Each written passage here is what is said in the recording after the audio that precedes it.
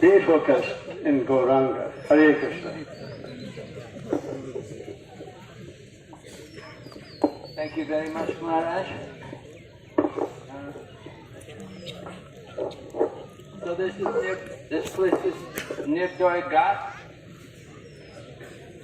Nidoya, no mercy.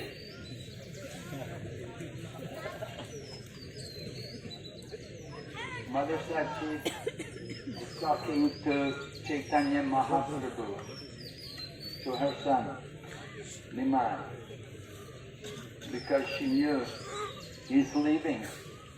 He's going to go to Katha. He came early in the morning, or maybe it was still night. During the night he left the home while his wife was sleeping, and he came here to this place and swam across the Ganga to go to Katha, to go to Keshava Bharati's ashram at Katha. And there, of course, he's going to accept sannyas.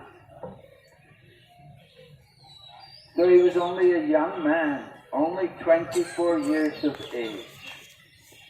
And he had a young wife, a very pleasant wife, only 16 years old. They had no child, and he had his elderly mother. We see Bengali mothers. Prabhupada told one devotee, he said, you should have the courage of an Englishman and the heart of a Bengali mother.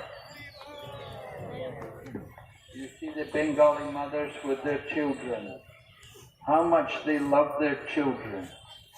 They don't need any child protection officer here,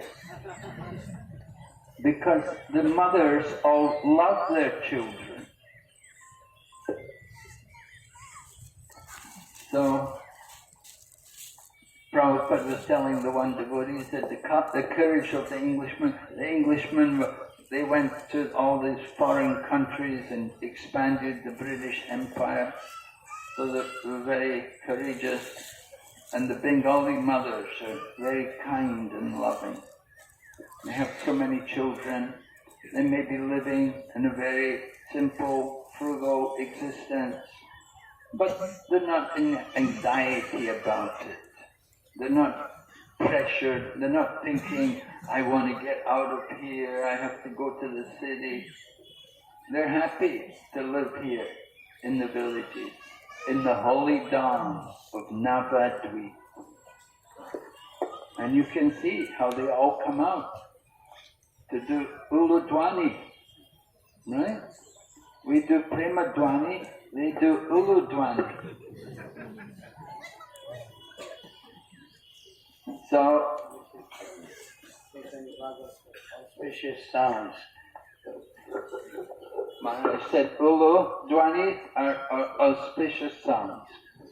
It's a sign of welcoming people into their place and indicates certainly auspiciousness. The deities are coming and the devotees are coming, chanting the holy name. So they're happy about it. They're welcoming us when they come out and do their Uludwani. In other countries they'll say, why have you come here? Get out. Go away. Well, the policeman will come. Other countries are like, this is Navadvip Dham. This is the place where the Sankirtan movement began. Chaitanya Mahaprabhu appeared here, but he left. He went to Katha. Why? Why did he leave such a nice situation? He had everything. He was not in want for anything. There was nothing lacking in their home or in their family life. Everything was good. but still he left. He left that home to go to Katha to take sannyas. And Mother Sachi knew he was going. So it was heartbreaking for her to see her son leave home, go away. And of course, taking sannyas means you don't go home again, because the wife was there. He could see his mother again, but he wouldn't go home again. After he took sannyas, then they went to Shantipur by the tricks of Lord Nityananda. They brought him to Shantipur, and at that time they brought Mother Sachi to come from Mayapur to come to Shantipur to see her son as a sannyasi. Now previously she saw her son with beautiful long locks of black hair, but now he has a shaved head. And previously he would be dressed in beautiful silk cloth, but now he is dressed in the robes of a renunciate, the saffron and khadi cloth, not some opulent silk, but khadi cloth. So when Mother Sachi came there and saw her son, it was painful for her to see her son in that new attire. So Chaitanya Mahaprabhu said to her, well, you know, I did it on the spur of the moment. I shouldn't have done it. Anyway, I'll come home now. I'll give it up and I'll come back with you. I'll come home. But Mother Sachi said, no, that you cannot do that. Now that you've taken the sannyas, now you must keep that sannyas. You must keep that vow. If you come home, it will be more painful. So better you keep your sannyas. But of course she requested him, go and stay in Jagannath Puri. Don't go to Vrindavan. Because if you go to Vrindavan, it's so far away, I will never get any news about you. But if you go to Jagannath Puri and Navadvip are like two rooms in the same house. People are regularly coming and going. So if you're in Jagannath Puri, then regularly I will get news about you. So that will make my life bearable. But if you go away to Vrindavan, I will never get news about you. And it will be unbearable. So, Mother Sachi, you can read in Lochan Das Thakur's Chaitanya Mangal, beautiful descriptions how Mother Sachi was so broken-hearted, losing her son. The eldest son, Vishwarup, he'd already gone. He'd already left home to take sannyas and taken sannyas, and he never came home again. So at one point, when Vishwarup left home, then they had the plan that we will not send Nimai to school anymore, because if he gets education, then he will understand the nature of the material world, and he will never take up material life.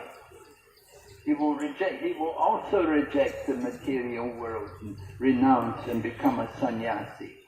So better we don't let Nimai get education. So for some time, they kept Nimai at home. They wouldn't let him go to school. So during that time, then Nimai began to do all kinds of tricks. He'd get other young boys, and they'd go to people's homes, and they'd dress up, they'd disguise themselves. Sometimes they'd go in the night, and they'd go there to people's homes and makes noises and knock on the windows. If there's little children, they'd frighten the children, make them cry. They'd do all kinds of mischief.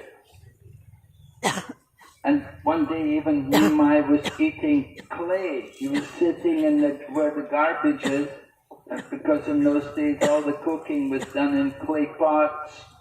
And he was sitting there eating the clay.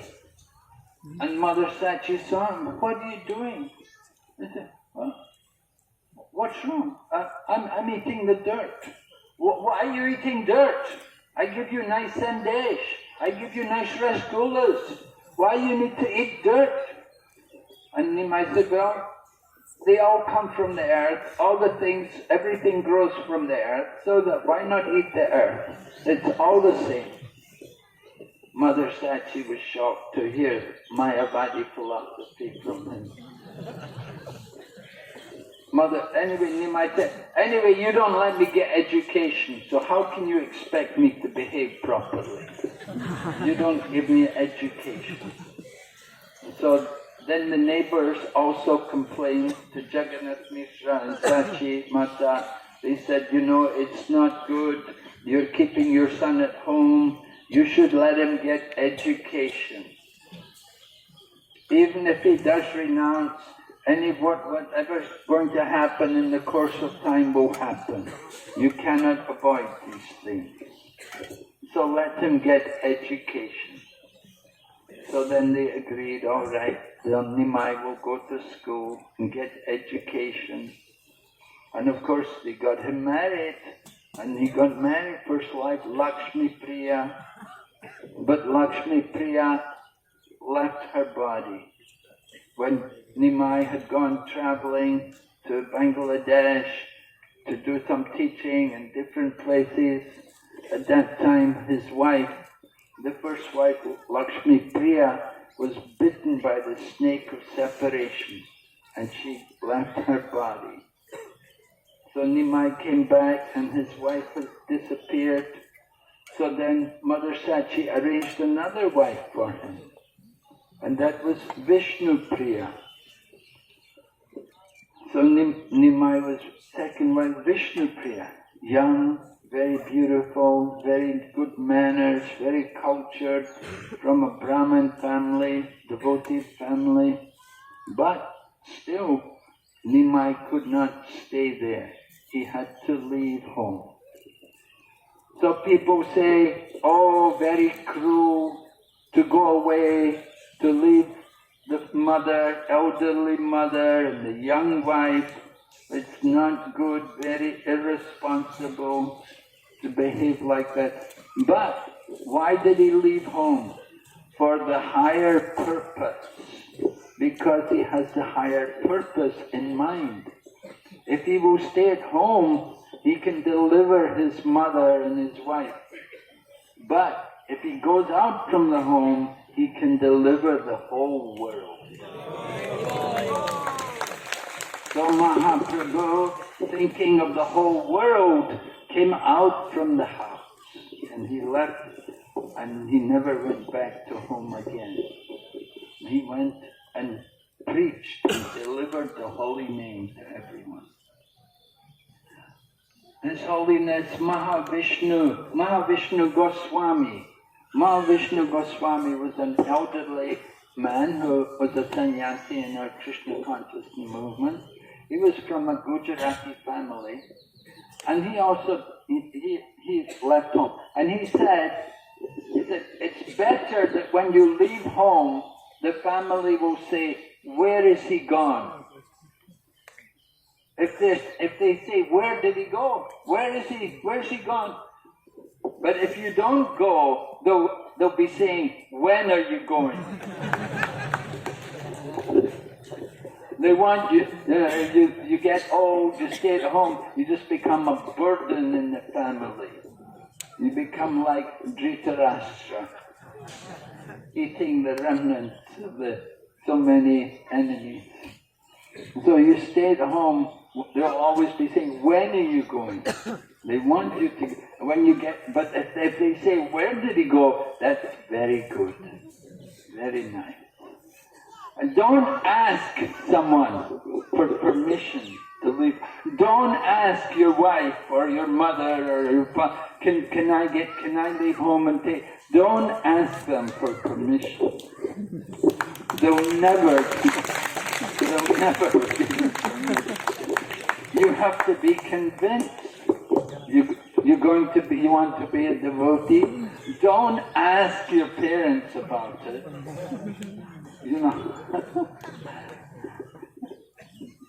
Look at Prahlad when he tried to preach to his father. So trying to preach to the family, very difficult situation. And Prabhupada, of course, also left home. He also left home. His wife said, what was it? Prabhupada's books went missing. So he thought his wife had sold them to buy biscuits or something. Tea biscuits, yeah. So he said to his wife, do you want tea or do you want me? She said, tea or you? I'd rather have tea. So Prabhupada said, okay. That was Prabhupada's cue to go out of the house, to leave the home. And when Prabhupada came, when he was going to India, when he was going to America rather, on Jaladuta, at that time he came to Calcutta, but he never went home. He never went home again. His son came to see him, but he didn't go home. So that is the mood of renunciation, the sannyasi's mood. They don't go home. So in one of the Puranas, it describes there are 5 acts prohibited in the Kali Yuga. Ashwamedha, Gavalambyam, Sannyasam, Palapaitrikam. 5 acts. Horse sacrifice, cow sacrifice, begetting a child in the womb of your brother, offering flesh to the ancestors, and taking sannyas. So they're all prohibited in the Kali Yuga. So sometimes people say, how can you take sannyas? It's not allowed in the Kali Yuga. So that kind of sannyas is not allowed. There's different kinds of sannyas. You see, some people take sannyas to become one with the Supreme. The Mayavadis. When you meet a Mayavadi sannyasi, you will say, Namo Narayan.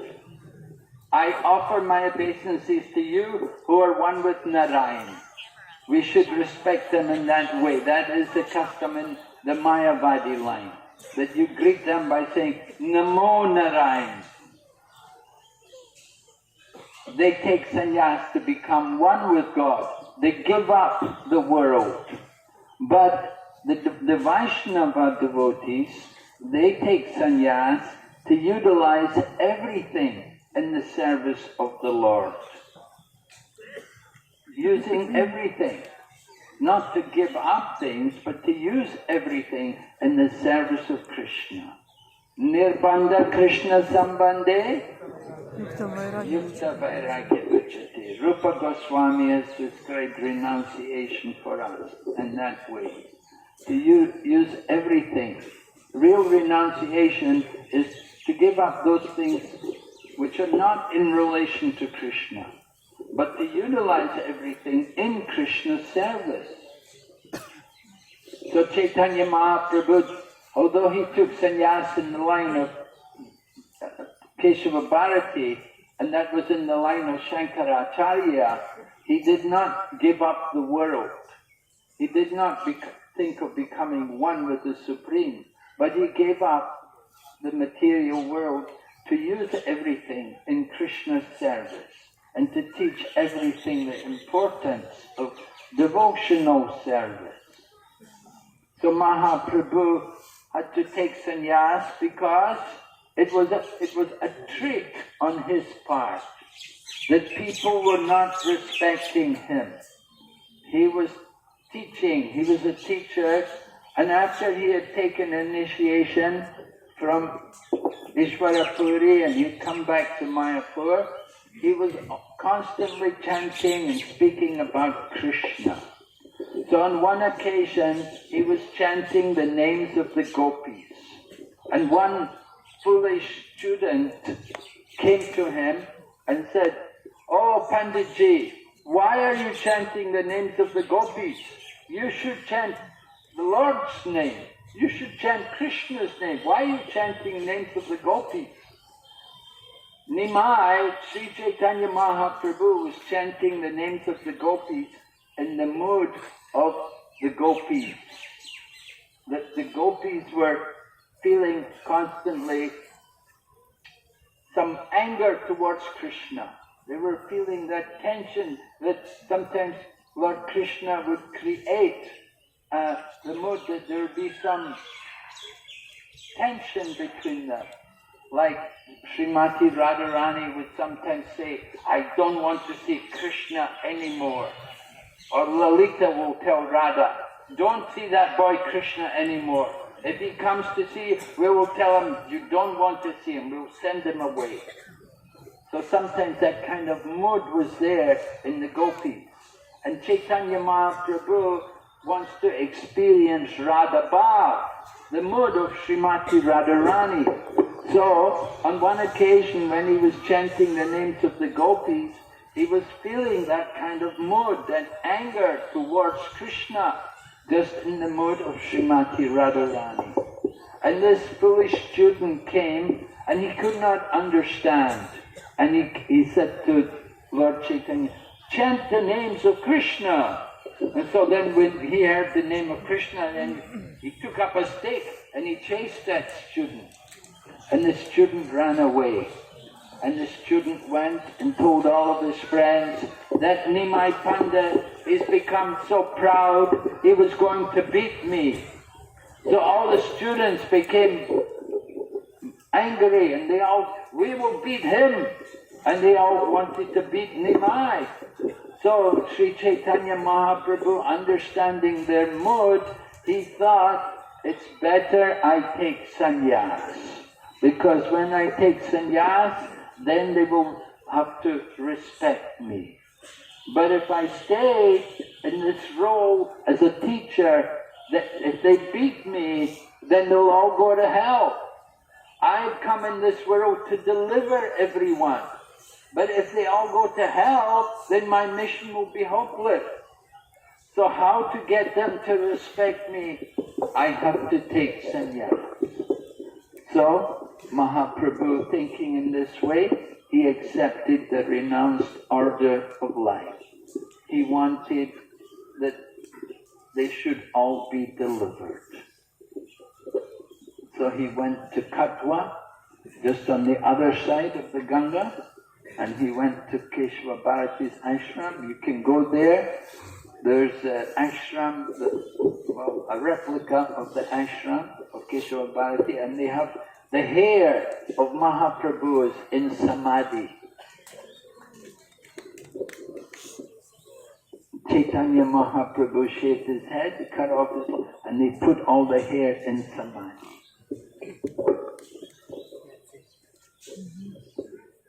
So the barber who shaved his head, he felt so bad about shaving the head of Nimai that he vowed in the future he would never be a barber anymore.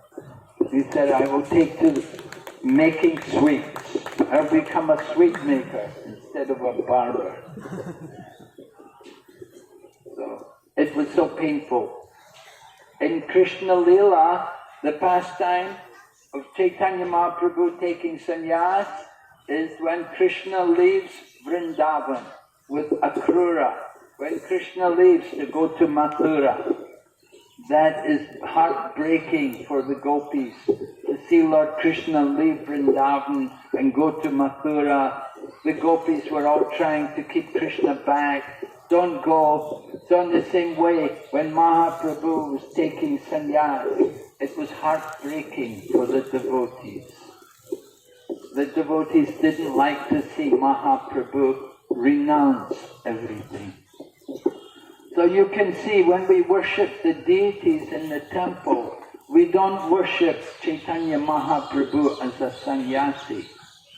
We worship him with a full head of hair, decorated in nice clothes and ornaments, because that is his mood in the spiritual world. In the spiritual world there is also Navadvip, there is also the Holy Dham, and Mahaprabhu is also there. All of the forms of the Lord are there in the spiritual world, and certainly Chaitanya Mahaprabhu is also there.